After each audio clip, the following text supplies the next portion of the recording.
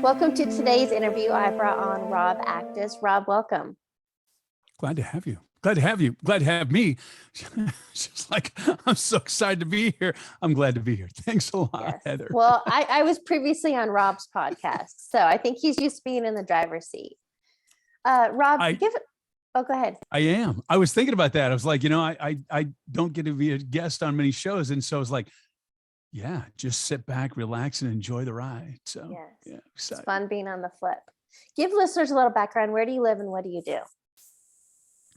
I live in Gilbert, Arizona, where it's currently, I think, like 112 degrees right now. Just saying, 2% humidity. It's hot today. I'm a podcaster. I'm a voice actor. You may have heard me on many national TV commercials. I'm an audiobook narrator. I'm known for being the narrator for Hal Elrod's Miracle Morning and all the audiobooks in the series. So I have 34 audiobooks to my credit, including my best-selling book, The Law of Action, which I wrote and Hal was kind enough to write the foreword for. And I live a life of massive inspired action. And I let the world just kind of flow around me. And if I'm in flow, it's all good. Okay, there's so many things to talk about right there. But I think our society conditions us into hustle and grind and make shit happen, which has never felt good to me. And I love how you said taking aligned action. Can you please describe the difference between the two? Well, so I believe in taking massive inspired action.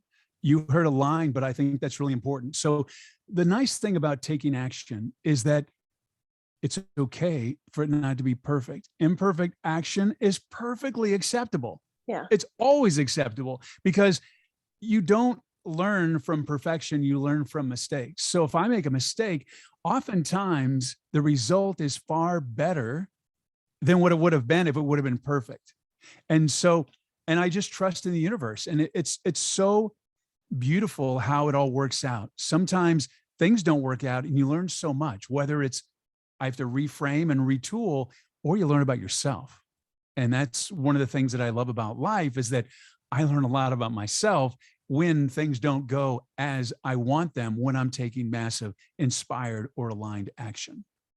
Yeah. One of my mentors, he says imperfect action beats inaction every time.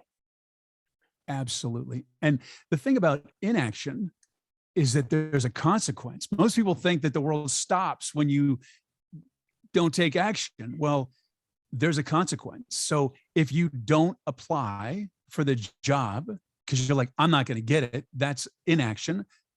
You've already have the result of what you were afraid of, which was not getting the job.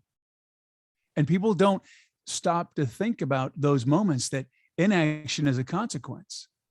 Okay, well, can we touch on procrastination? Because I have a big platform on LinkedIn, and that seems to be a common theme that there's a lot, and then it's a self-saboteur, right? But let's talk about procrastination, putting things off and putting things off. Well, I just saw a TikTok video with Mel Robbins, and it was really powerful. And she says, no one's going to come. No one's going to come. No one's going to rescue you. No one's going to take you to the gym. No one's going to do your taxes. No one's going to do your homework. No one's going to clean your house. No one's going to make you dinner. You have to do it yourself. And I guess it falls into adulting. We only have a certain amount of time in this world, and we make choices. And our life is where it is based on the choices we made. So if we're procrastinating, there's a lot of reasons for it. And oftentimes it's not being lazy.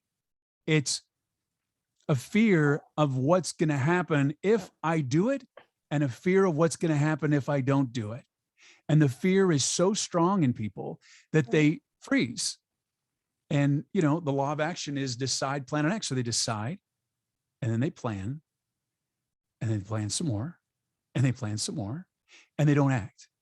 So it's important to know with the inaction as a consequence, with action as a consequence, but oftentimes the action is far better than the inaction. And there's a consequence. Usually the inaction causes a negative as opposed to the action is a positive, and it can be something that can be adjusted, shifted, or pivoted to get to the end result that you want to get. You know what I have found for myself? I used to procrastinate. but I trained myself to follow through and do things now. But when I used to, and the amount of time and energy I spent on avoiding or delaying the thing, if I just went in and actually did it, it took a fraction of the time. Because that's the other thing a lot of people talk about is time management. There's just not enough time. Well, we all have the same amount of time in a day, and I don't think time is the issue. I don't think you can manage time. I think time is what time is. I don't think you can manage. What I do is I do bursts. I do 10 minutes of a project.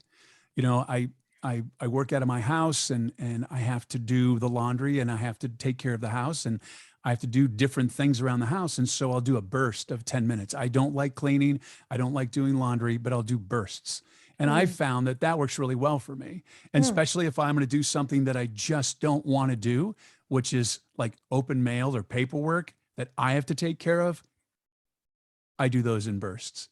And then I just go walk around, and I like to be outside. I like to feel the nature around me. I like to feel Mother Universe. I breathe. I will just sit in a chair and just ponder for a few minutes. And that to me is a nice reward. Or I'll get, make something to eat, but I do bursts of 10 minutes. And it's so important to just do what we need to do to get to where we need to be. And it sounds simple. It's not. It's easy, but it's not. And it's really digging deep in yourself and finding out what you're committed to for your life. Like, what do you want in your life? Are you willing to do the work that it takes to get to where you want to get? Or do you not want to do the work that it takes for you to get? And then you're just going to get to where you want to get a whole lot longer and a whole lot farther away. And we don't have a lot of time. We have what we have, and at any moment, it can be gone. Right. So we make choices in life. Well, and I mean, it's hard, right? Because we don't know if we have a day left or decades left. And so how can we get into the mindset of, holy shit, I woke up to another day, like, woohoo, another day. Like, what can I do today? What can I accomplish, have, be? Because the big thing you shared with me is about reaching your potential. And I feel like so many people are stuck in fear and self-imposed limitations that they're playing small. They are. I came up with a concept, and it's called, you have 60 minutes, choose wisely. And some people don't like it, but it's reality. As someone who's had a 357 Magnum put to his forehead in an armed robbery, who's been caught out in a riptide and almost got carried away to Hawaii, who's been, I had a blood clot, and then I got another one over the last, few months. I've had a few near-death experiences, and I will tell you, it feels terrible to think you're going to die. It's something that I would never want for my worst enemy. It is something that hits you to your core. And the one thing that it all goes back to is the regret of, I didn't spend time with this person. I didn't say this to that person. That's what it's all about. And so my 60 seconds choose wisely is this. You're at your house. You get picked up in a black car, knock on the door. They say, come with me. And they take you, and you go to a room. You sit down. It's a silver metal chair. It's alone. And you hear a voice over the speaker, and it says, Rob, you have 60 minutes. You will no longer be in this world. What are you going to do? Choose wisely. And I get very, my whole body changes when I say that out loud. And I think it might even impact people that are listening right now if you really get what that means, because at any moment your life can change. At any moment. And people tend to take life so much for granted. I'll do it next month. I'll do it next year. I'll do it this. It's so important to live every single day like you want to be alive, because you may be the one that's leaving, or it could be someone very near and dear to you. And you never know. So that's one thing that really stops me from procrastinating and doing what I want to do, because I'm on borrowed time. I've had near-death experiences, and I want, and everybody else that's had near-death experiences wants people to understand that we are all on borrowed time, and that we want everyone who has an experience, a near-death experience, to learn from our experience and to really get our energy and hear it and feel it to their core, that life is so precious and not to waste it. Have you seen the movie Free Guy with Ryan Reynolds? I love that movie. Okay, right. It's fun. And I kind of think of it as like the present day Matrix.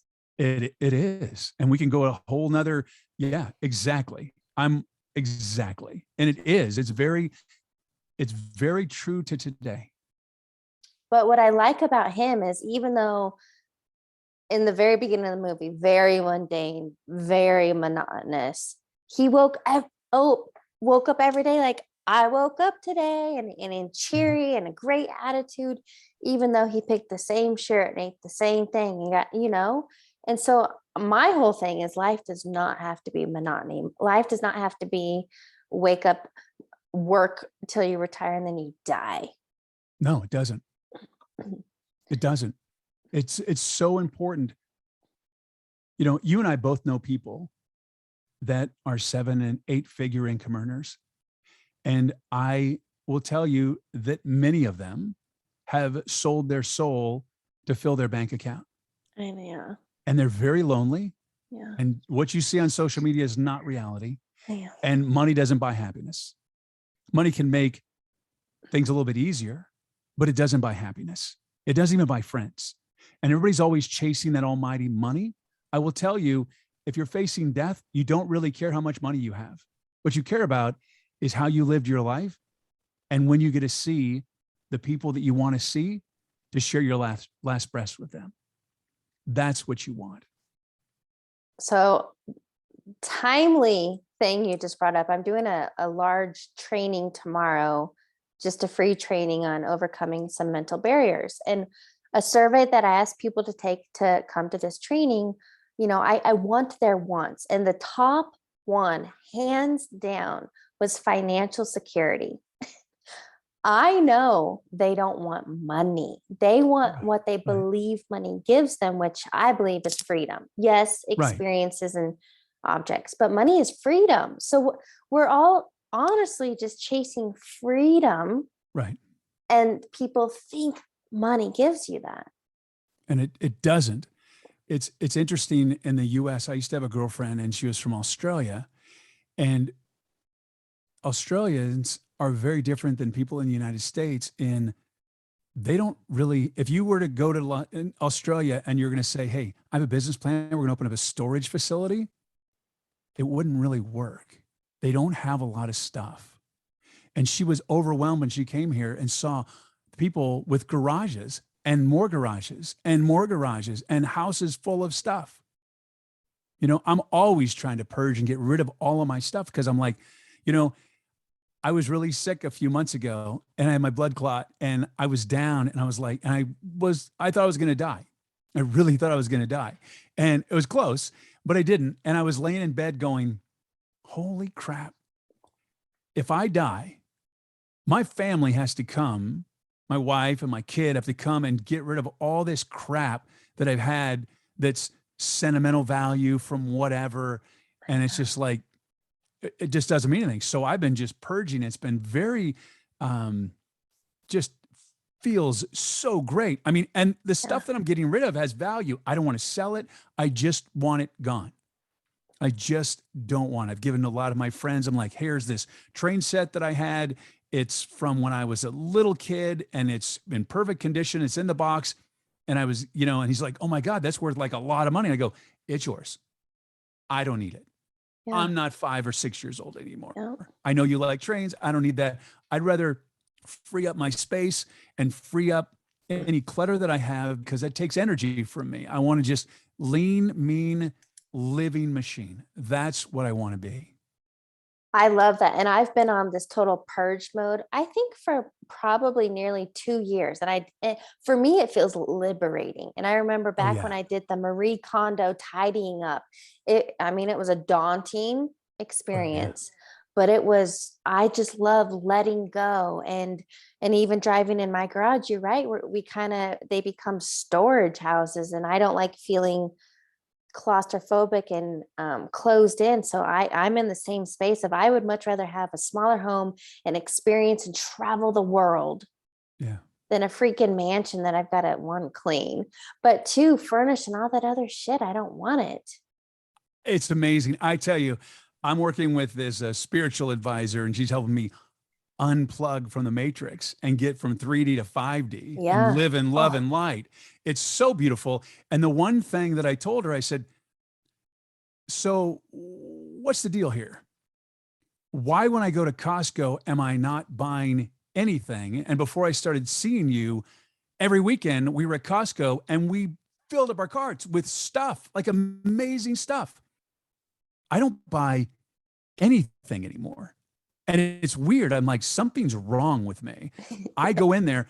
I mean, I used to have boxes and boxes. Amazon used to come 3 or 4 times a day.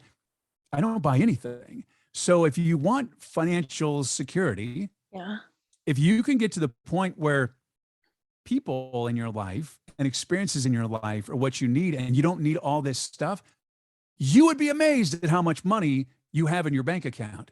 Like, I was like, how do I have? And then I looked, there is no transactions. I didn't buy anything. I bought food and I bought food. Yeah. Or maybe we went to the movies and if you look at what you do, and people just buy and buy and buy and buy and buy and buy and buy. And I did it. And I'm like, why? Why? What did it do for you? Nothing. When you're laying on your deathbed, you don't sit there and go, God, I wish I would have gone to Costco yesterday and bought more stuff. Yeah. Well, but come on, look, we're conditioned and programmed into Oh, that we are. society and culture to accumulate stuff. And I got to tell you, my friends are going to listen to this and they're going to go, that's amazing, because they tease me because I lived at Costco. Every weekend we went to Costco. Like, Yeah. that was on our things to do. And the majority of it was not food. It was stuff. It was dishes or electronics or this. And I mean, I have more Bluetooth speakers than anybody in the face of the world. I mean, I've been giving away my Bluetooth speakers because I was like addicted to Bluetooth speakers. Mm, And you don't need that stuff. What we need is human connection and yeah. conversation. That's what we need. And health and stuff takes away. It's energy that sucks the life out of us. You know, how do you feel when you go to a hotel? You feel all calm because there's not a lot of stuff. Why are Airbnbs so popular? There's not a lot of stuff. So I'm creating my house, and I've been doing it for a while, is I want, especially my bedroom, to feel like a hotel suite. Mm, There's not a lot of stuff. There's mm. not a dresser. And the one thing is, there's definitely not a TV. That's a conversation that I'm like, there's not a TV in that room. Never, ever, ever. Just saying. I agree. That's a real life had. Okay, so let's talk about it. I love talking energy. And so let's go down this route. If you have this spiritual advisor and this whole idea that we are transitioning from 3D to 5D, it's all happening. That's why all these platforms are crumbling and it feels chaotic to all of us because we're literally going through the transition. I would We love to hear are. your take and what you're getting from that. Well, it's amazing. I've changed so much, like so much. And it's interesting because if you really realize your life, and it sounds funny because it took me a while to trust her. She said, once you get into 5D and you live in love and light, and your creativity comes from here and Your not heart. here, your heart, your soul, And you realize that everything that you do, you didn't do it. Like everything that's coming out of me right now, it's not Rob. It's the universe. It's light. It's source. It's not me. I don't get to take credit for it. And when you do that, the universe provides and it amps up the volume and more opportunity comes your way and more blessings come your way. And the one thing that you have to be aware of, it's the one thing I've learned, is there is what's called dark shadow. And it's a really deep conversation, but there are people that are just so negative and they're infused with dark shadow, almost like vampires. And they thrive off your pure light energy. And it takes a lot of work to discover those people. And they do what I call cloaking. Well, I had some people in our life recently that I discovered that they were dark shadow. They were not good for being in my life. They were very troubled and it affected me. My wife didn't see it. And she's usually the one who automatically sees people and their dark shadow. It's amazing. And it's so powerful to really trust in the love and light. Like there are people that shouldn't be in your life and you bless them with love and light. I mean, my friends laugh at me all the time and now they're getting it. If I know they're in trouble or they're not doing well, I will send them some butterfly emojis and I will say, I am sending you my most sincere love and light. I bless you with love and light. And they can feel it now. If people just tap in that we are in a matrix and we are trying to break free, and that if you look at the movie, The Free Guy, that's really what life is right now. If you look at it, it's hard to look at life that way, to think that there's all this stuff going on, but it's so much more than you could ever imagine. And you can't hear it in your head. You only can feel it in your heart. So a lot of people are going to listen to this conversation. They're going to go, he's whack job. He doesn't know, he's a whack job. Yeah. And you know what? That's okay. Because there's other people that are listening. They're like, oh, I feel it. Mm-hmm. Yes. I feel it. I feel it. I'm with you because I have let go of the need to be, it's like supported's the word, acknowledged. Like I let go of people judging me because they're going to judge me. Like I have to be in my authentic truth. And you know what? Another movie just came to mind. I saw it in the last few months. The title is, I hope you know what movie I'm talking about. It's on Netflix. It's kind of black and white, but it's modern day. It's the same idea of the Matrix and Free Guy, but it's, all these people going around and they get their daily injections. So I thought that was timely for the last 2 years. And I don't want to go down any rabbit hole, to each their own. Yeah, no, I got you. Yeah, absolutely. This movie was just very robotic. And then by the time you're 18 to graduate high school, you are appointed to your position in society. If you're going to be a doctor or work at, the movie was mind blowing. And then it was all like, you couldn't go outside the perimeter because outside the perimeter was, what's truly possible for all of us. Well, what's interesting about all this, and I am just smiling and you're smiling as well, is that it sounds so crazy. And I'm very careful of the words that I use because language creates. Okay. So it's not crazy.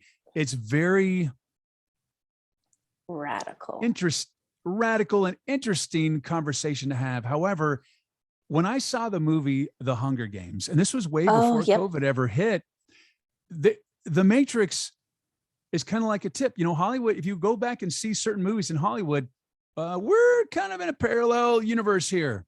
It's very, very, very interesting in what's happening. And I think that I've been told that things are going to get really, really bad very soon, like really bad. And I've also been told that the love and light is expanding and expanding and expanding, and all the light workers are all coming together. They're all doing what they're supposed to do, and we're going to be okay. Like, we're going to be okay. And it's weird watching the news or however you get your information. There's a lot of stuff going on. It's overwhelming. And I really believe that everything's going to be okay.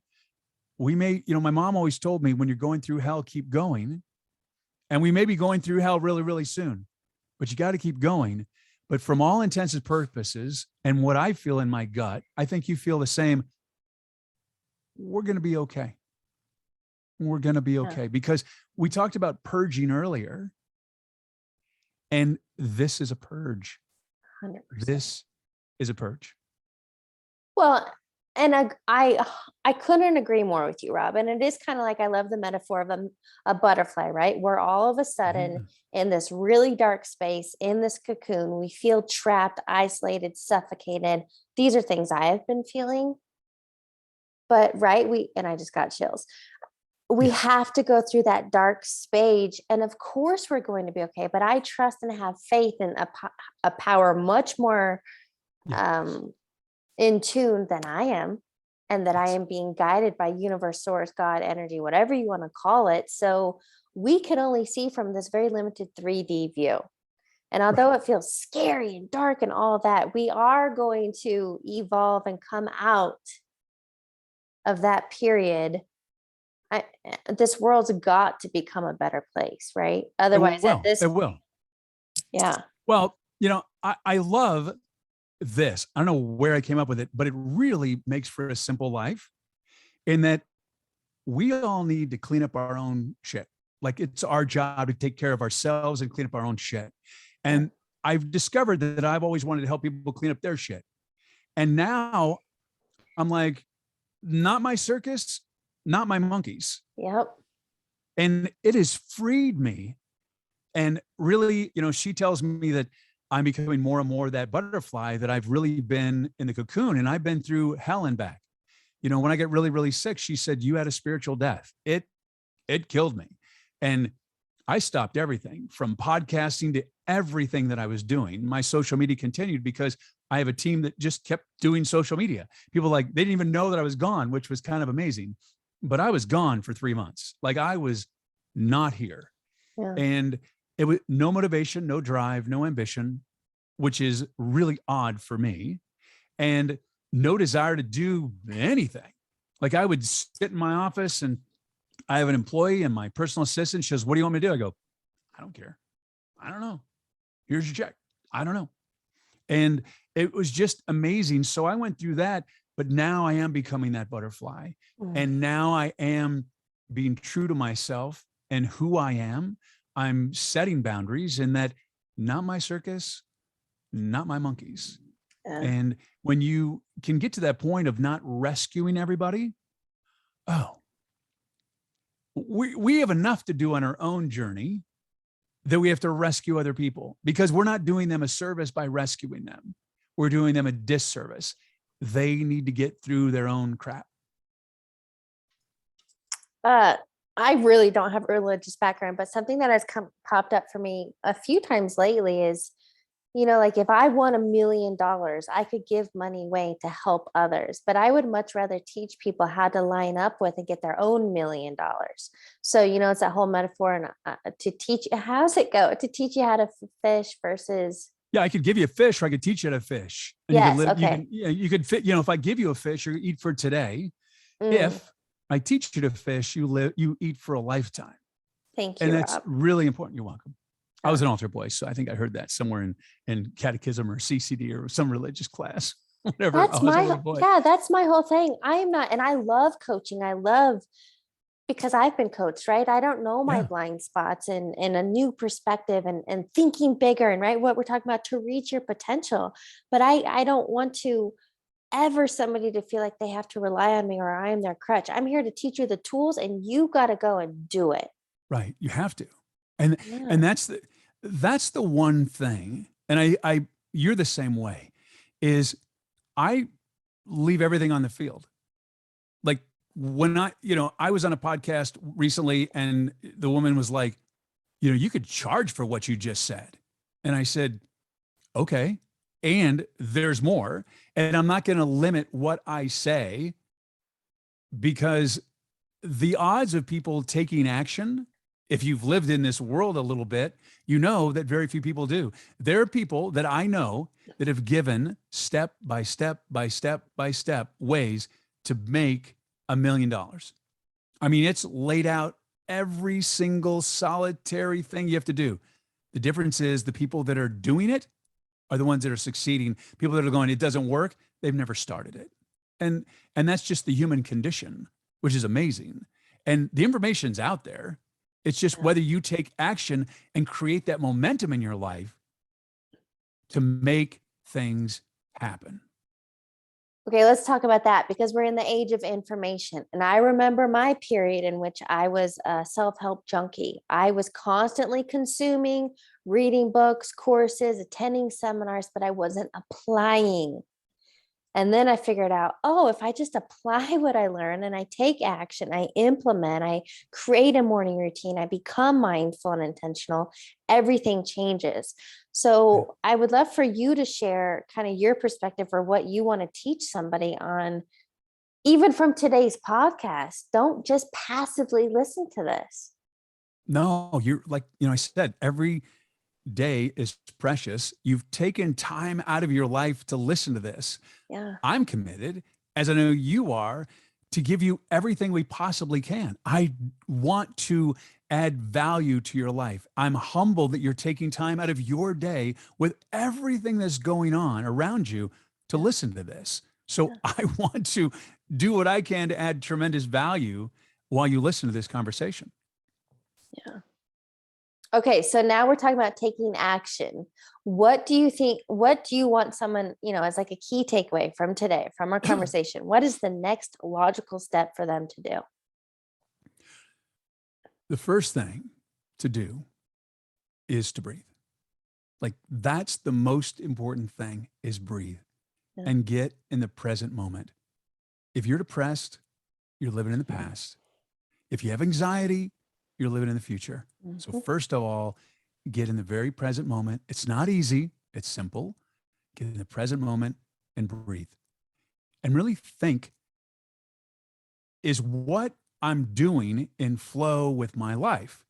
Because a lot of people, I'm going to go sell real estate. I'm going to make $1 million. Okay.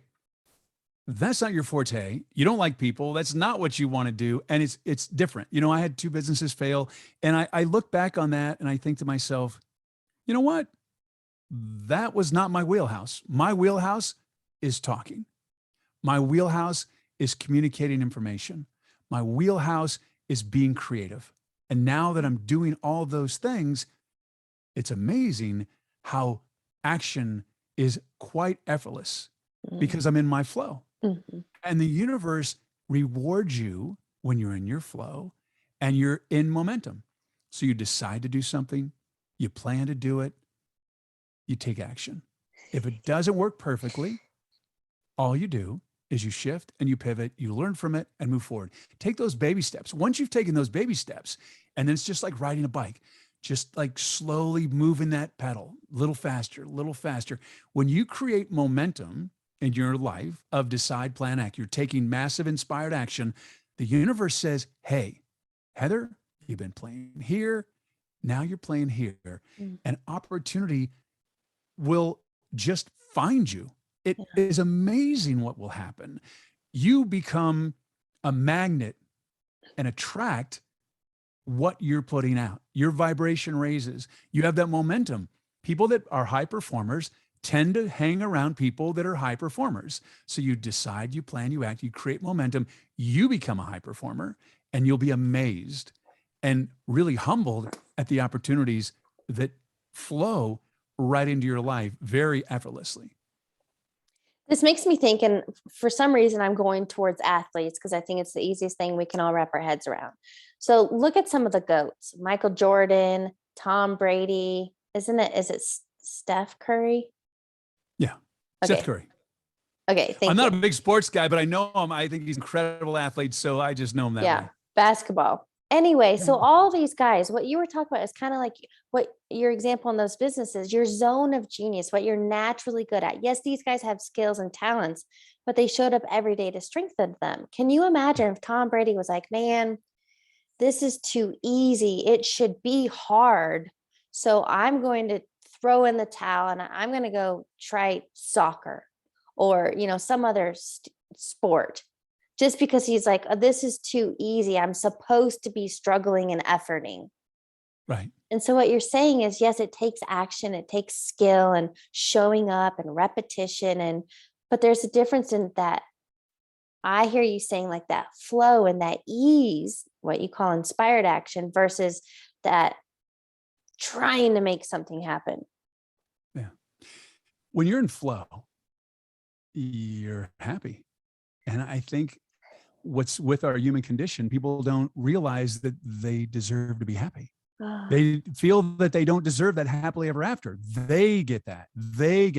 I'm just going to struggle till the end of time. No. And when you realize that your life is your life based on all the decisions you made, and your life is not where you want it to be, make different decisions. I posted that this week something to the effect of, I hope if you're in a space of, if you don't love the life you live, I hope you have courage to start over.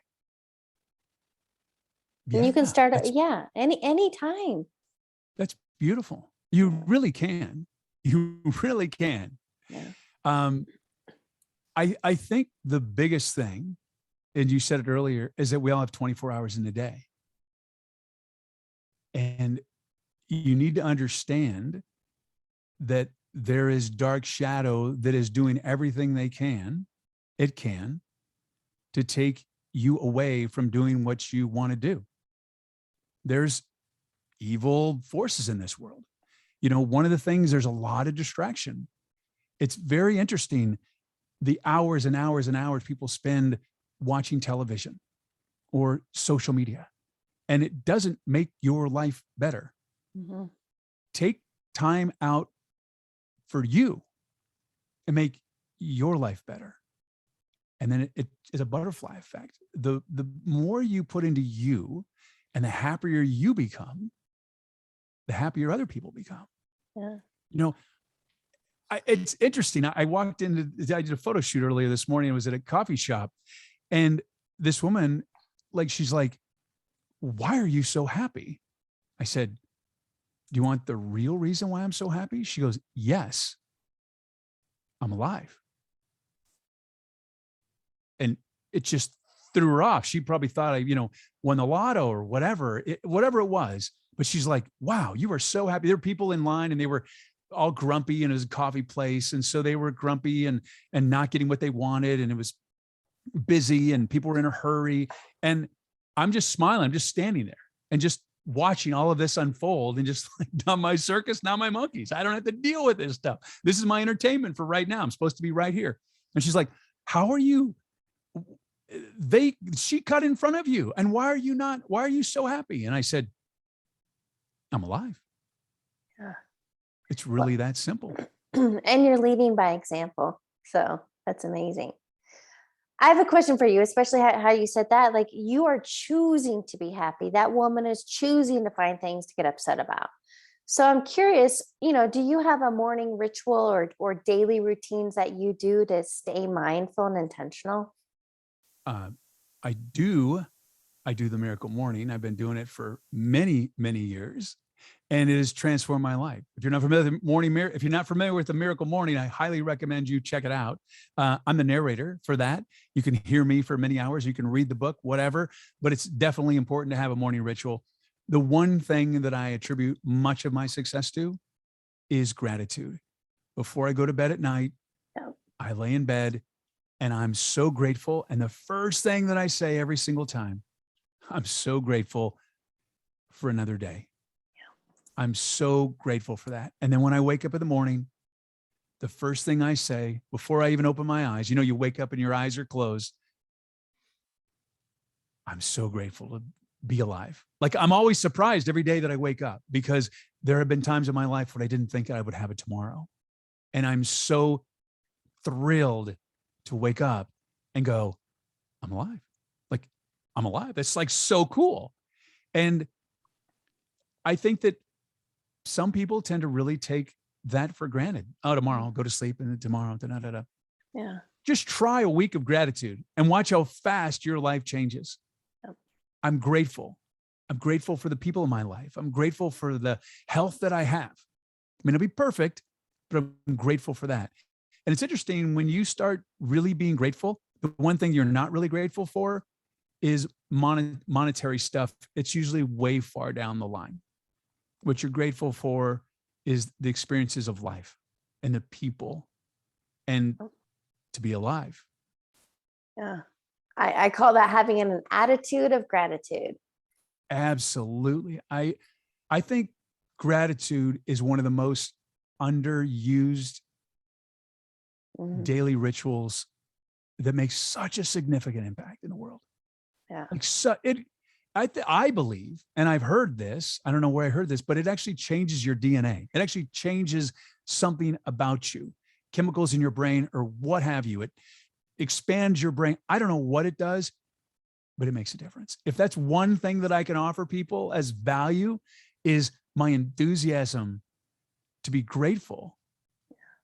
It's so important. Yes, I love that.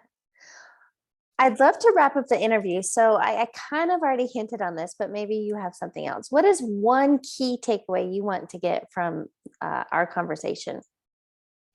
The key takeaway is that it's so important to live every single day like you want to be alive, like you want to be alive. I'm here. Yeah. This is my life. I'm thrilled to be here, and I'm going to live my life with enthusiasm, with love, with kindness. I'm going to breathe, and I'm going to live a life in flow and live a life of inspired action. And that I am worthy of having the happily ever after. Yes. Oh, Rob, I love that so much. I imagined myself seriously with that much enthusiasm and excitement. Like that's what you did for me is I imagined myself out of that like Home Goods or in aisles and just, I'm so excited. And people would, because that would be so radical from what we're used to seeing. But yes, what a way to show up in life. So here's what I'd love to do to wrap up the interview. I have a few rapid fire questions. Fire away. First one, what is a quote or motto you live by? Take time out to breathe. Yeah. And we touched on that actually before we started recording. I asked Rob what his billboard message was, and that's all you said was breathe. Absolutely. It's so important. As high energy as I am, Mr. Action, I have a lot of energy and I move fast as I take time out to breathe. Yeah. It's so important and so precious. What is a book you're currently reading or highly recommend?